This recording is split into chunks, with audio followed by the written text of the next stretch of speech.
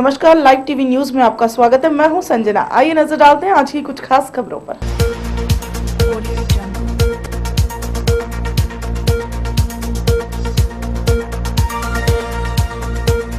National Herald case में कांग्रेस ने मोदी सरकार पर राजनीतिक बदले की भावना रखने का आरोप लगाया है।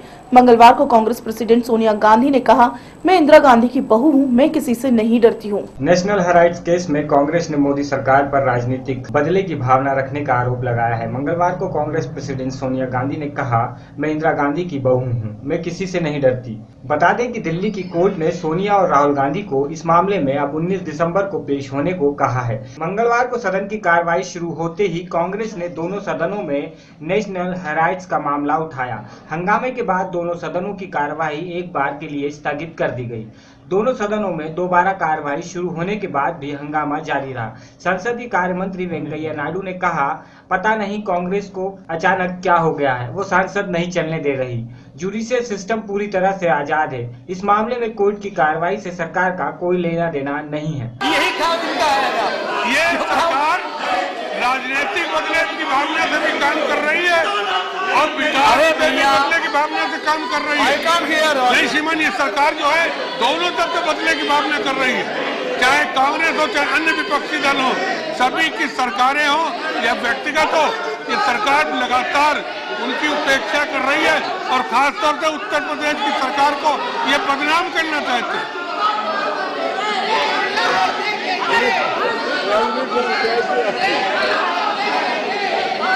सर, नेशनल हेराल्ड के मामले में उत्तर प्रदेश सरकार कहां से आ गई? सर, नेशनल हेराल्ड को उत्तर प्रदेश सरकार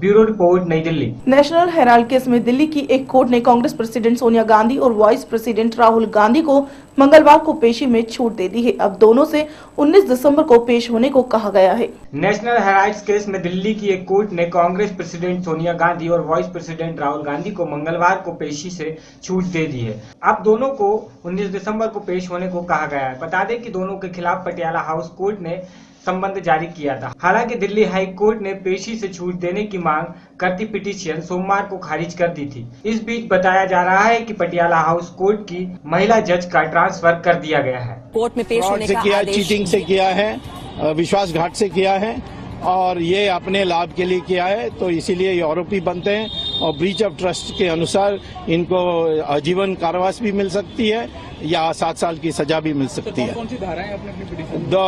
IPC 406, IPC 409 और 420।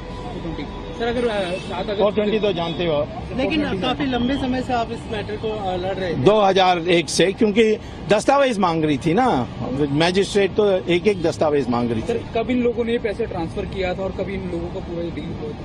ये डील 2012 को हुआ।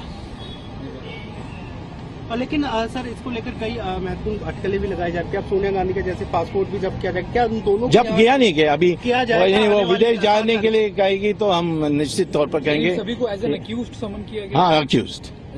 और सर, जो पैसा कहाँ से, बाहर की फंडिंग थी या बाहर इन्होंने? नहीं, इन्होंने कांग्रेस पार्टी की खजाना को लूटा है और फिर कर्जा को, जो कर्जा लेकर के ये सारा जो पड़ी हुई कर्जा थी, यानी ऋण पड़ी हुई थी, उसको माफ करने के लिए इन्होंने कांग्रेस पार्टी से पैसा लेकर मुक्त कराया अपने को। Sir, young India Congress party का ही विंग है? नहीं, ये इनका प्राइवेट है, निजी कंपनी। लखनऊ में सुल्तानपुर से बीजेपी सांसद वरुण गांधी ने पार्टी प्रेसिडेंट अमित शाह से मुलाकात की है। इस मीटिंग के बाद ऐसी चर्चा है कि वरुण यूपी के मौजूदा बीजेपी प्रेसिडेंट लक्ष्मीकांत वाजपेयी की जगह ले सकते हैं। सुल्तानपुर के बीजेपी सांसद वरुण गांधी ने पार्टी प्रेसिडेंट अमित शाह से मुलाकात की है। इस मीटिंग के बाद ऐसी चर्चाएं हैं कि वरुण गांधी यूपी मौजूदा बीजेपी प्रेसिडेंट लक्ष्मीकांत वाजपेयी की जगह ले सकते हैं। माना जा रहा है कि शाह उन्हें जनवरी में यूपी का नया बीजेपी प्रेसिडेंट अपॉइंट कर सकते हैं। बिहार विधानसभा चुनाव में मिली हार से सबक लेते हुए बीजेपी ने 2017 में होने वाले उत्तर प्रदेश विधानसभा चुनाव की तैयारियां अभी से शुरू कर दी है। मिशन 2017 को लेकर बीजेपी की मीटिंग का दौर चल रहा है। शाह और वरुण की मुलाकात को इसी कड़ी में देखा जा रहा है। लखनऊ उत्तर प्रदेश से इसरार खान की रिपोर्ट। पाकिस्तान के बाद भारत की बातचीत पर भाजपा के वरिष्ठ नेता और पूर्व विदेश मंत्री यशवंत सिन्हा ने केंद्र सरकार की विदेश नीति को ही कटघरे में खड़ा कर दिया है। पाकिस्तान के साथ भारत की बातचीत पर भाजपा के वरिष्ठ नेता और पूर्व विदेश मंत्री यशवंत सिन्हा ने केंद्र सरकार की विदेश नीति को ही कटघरे में खड़ा कर दिया है। केंद्र की नीतियों की पुरजोर आलोचना करते हुए कहा कि लगता नहीं कि पूर्ववर्ती कांग्रेस सरकार और बीजेपी की सरकार में कोई अंतर रह गया है। जो काम कांग्रेस अपने कार्यकाल में कर रही थी उसे ही वर्तमान में बीजेपी सरकार आगे बढ़ा रही है। सिन्हा का इशारा पाकिस्तान को लेकर मोदी सरकार की नीति की ओर था। साफ कहा कि मौजूदा सरकार की नीति स्पष्ट नहीं है। सिन्हा सोमवार को दिल्ली से लौटने के बाद वह रांची के बिरसा मुंडा एयरपोर्ट पर पत्रकारों से बातचीत कर रहे थे। बीजेपी सरकार के मंत्री रहे भाजपा के वरिष्ठ नेता यशवंत सिन्हा ने कहा कि भाजपा की शुरू से नीति रही है कि आतंक और बातचीत एक साथ नहीं हो सकते। आखिर ऐसा क्या बदल गया कि हम बातचीत को तैयार हो गए। बैंकॉक में भारत और पाकिस्तान के राष्ट्रीय सुरक्षा सलाहकारों के बीच अचानक मीटिंग हो गई।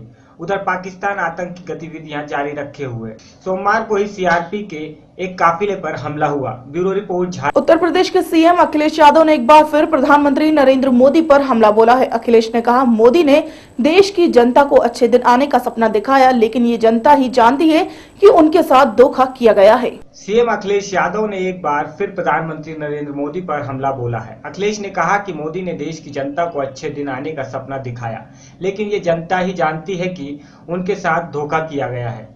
झूठ बोलकर सत्ता हासिल करने वाले को बिहार की जनता ने सबक दिया है। अब यूपी की जनता 2017 में झूठे वादे करने वाले को सबक सिखाएगी। अखिलेश यादव अपने पैतृक गांव सेफई में जनता दरबार लगाने पहुंचे थे। इस दौरान सैकड़ों की संख्या में लोगों ने आकर अपनी पीड़ा सुनाई।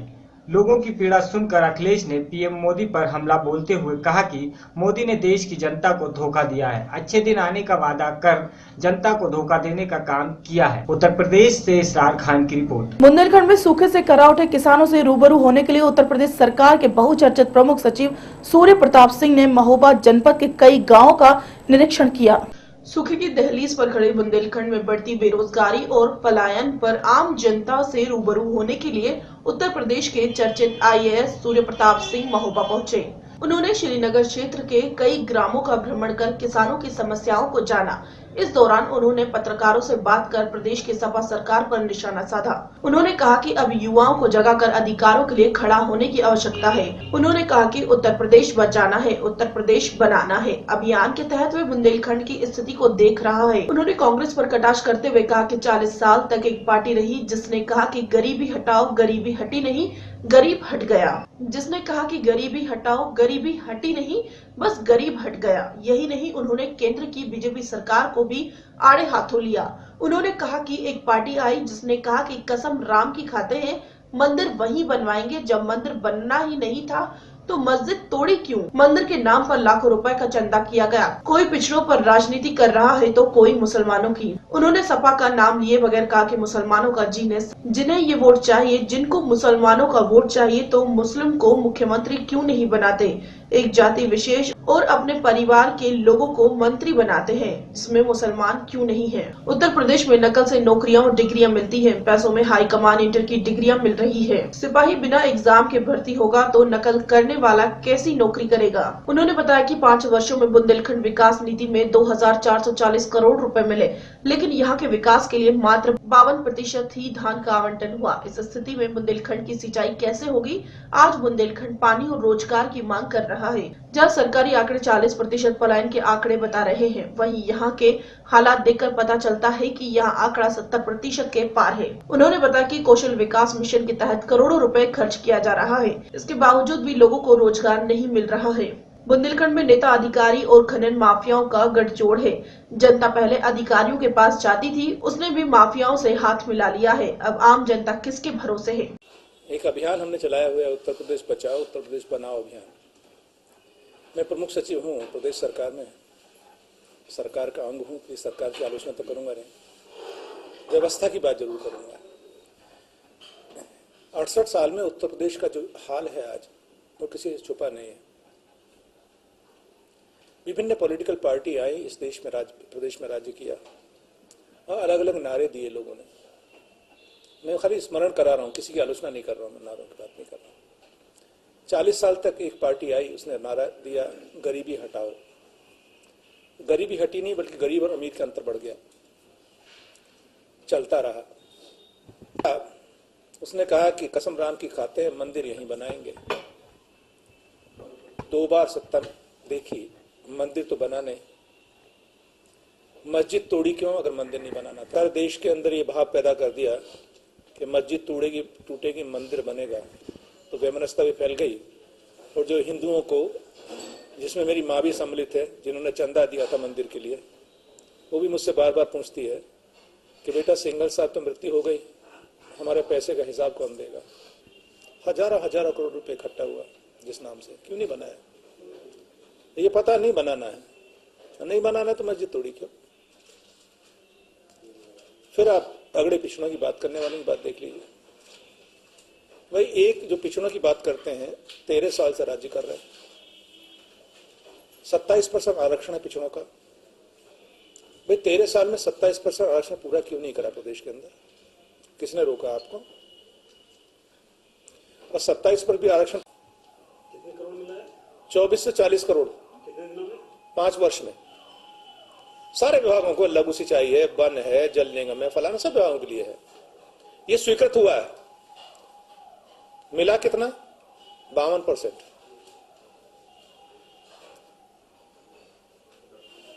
मिल गया 52%, लगा कितना आप जानते हो?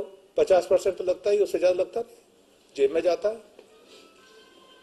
तो बुंदेलखंड के कहां से सिंचाई व्यवस्था हो जाएगी? सबसे पहले तो पूर्ण प्राथमिकता के आधार पर केंद्र से, राज्य सरकार से बहुतायत में पैसा मिले। जब पैकेज की बात हो, पैकेज मिलना चाहिए। अरे पैकेज का मतलब तो हुआ 1 लाख करोड़ दिया, जो पैकेज हुआ। 5 वर्ष में 2400 इतना स्वीकृत किया, उसमें दिया भी आधा आपने। ये कौन सा पैकेज है भाई? बुंदेलखंड को, आज मैं गया हूं गांव में, मुझे 2 ही चीज समझ में आई है। बुंदेलखंड मांग कर रहा है, हो सकता है मैं आके उनके बेहद पे मांग कर रहा हूं, या तो काम दो हमें या पानी दो। हम पलायन कर रहे हैं, महोबा से प्रशासन कहता है 40% पलायन कर रहा है। आप लोग बता रहे हैं, जनता बता रही है 70% 80% पलायन कर रहा है। कोई नोएडा जा रहा है, कोई दिल्ली जा रहा है, कोई अन्य राज्यों में काम करने जा रहा है। मजबूरी है उसके, क्या करे? सपने दिखाना, वादे और नारों से बाहर निकल के जो नेताओं की झूठ है उसको उजागर करना है। नेता मैं क्यों कहता हूं, अधिकारी बाद में कहता हूं मैं क्यों। प्रजातंत्र के अंदर सुप्रीम कौन है? विधायक, सांसद, मंत्री।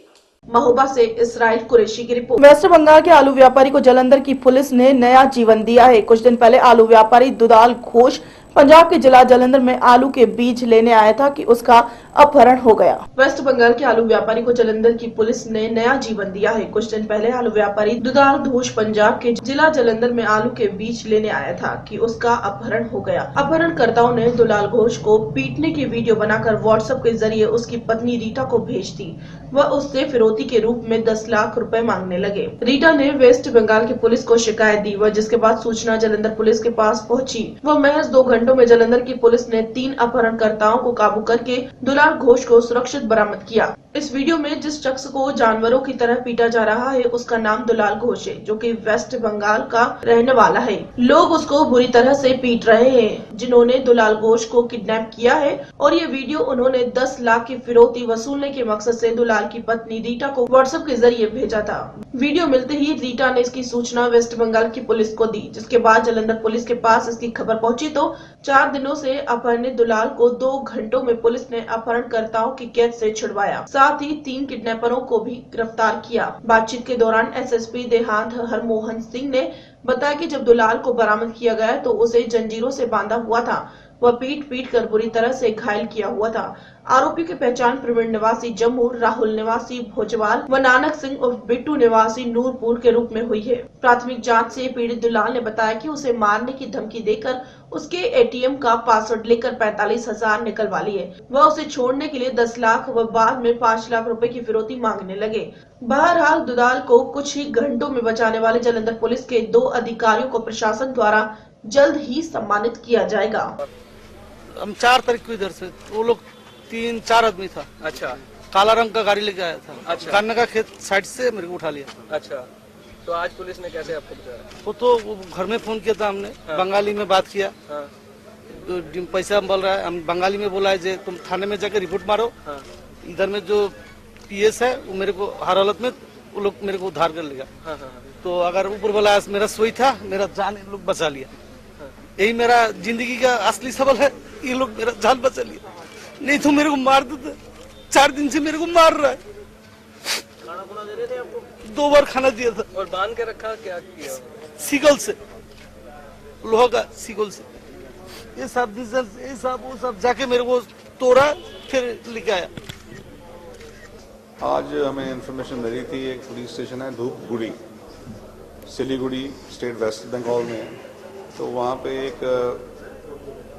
वहाँ से एक बंदा दुलाल घोष, जिसकी 39 के करीब उम्र है, वो यहाँ पे 3 तारीख को करतारपुर में आया था, जिसको कुछ लोगों ने एक काले रंग के व्हीकल में किडनैप कर लिया था। तो आज इन्फॉर्मेशन मिली तो उसमें किडनैपर्स ने उसकी वाइफ को एक व्हाट्सएप किया था। तो उसमें से एक अक्यूज की कुछ पहचान आई, हमने पुलिस पार्टीज भेजी, जिनमें एक पुलिस पार्टी को कामयाबी मिली और हमने इस जो किडनैप हुए थे दुलाल घोष, इनको रेस्क्यू किया और साथ में 3 अक्यूज जो पकड़े गए थे साथ में पकड़े गए हैं। परवीन एलियस गोरा सन ऑफ चुमैल सिंह 22 साल उम्र है, गोदर रजौरी जम्मू के ये रहने वाला है। दूसरा राहुल बाजार सन ऑफ रामजी दास, उम्र 25 साल, resident of Chudpur PS Pochewal. और जो थर्ड अक्यूज है उसका नाम है Nanak Singh alias Bittu son of Root Singh, resident of Noorpur PS Lokoge Amritsar. So ये तीनों को अरेस्ट किया है। तो बाकी तफ्तीश अभी जारी है। 3 तारीख को जब आने के बाद इसको 4 तारीख को टीएल कोल्ड स्टोर है, वहां पे इसको 11 बजे के करीब इसे किडनैप किया था। एटीएम वो बोल रहे हैं भाई मेरा एटीएम कार्ड ले लिया और मेरे से इनका उसका कोड भी पूछ लिया उन्होंने। तो इसे लगता है भी उसमें से इसके 45,000 निकाल लिए, जब भी अभी वो चेक करने वाली है, अभी चेक नहीं किया। हाँ भाई इसमें तफ्तीश अभी कहाँ रखा और कौन कौन से लोग इन्वॉल्व हैं, तो कब इनके माइंड में आया अभी इससे पैसे ले सकते हैं, इतने इसके पास पैसे हैं, सो कब प्लान आई, कहाँ पे हुआ, कौन कौन। उसमें तो ये तीनों लोग इसमें क्यों साथ में थे इसके, तो वहां से जैसे शिफ्ट कर रहे थे, नॉर्मल था, उससे बाधा नहीं था। इसको जो रेस्क्यू किया गया है वो जेएस कोल्ड स्टोर है हमारे यहाँ पे मकसूदा के एरिया में, तो वहां से इसे किया। जालंधर से पवन कनौज। खबरों में फिलहाल इतना ही, मुझे दीजिए इजाजत, नमस्कार।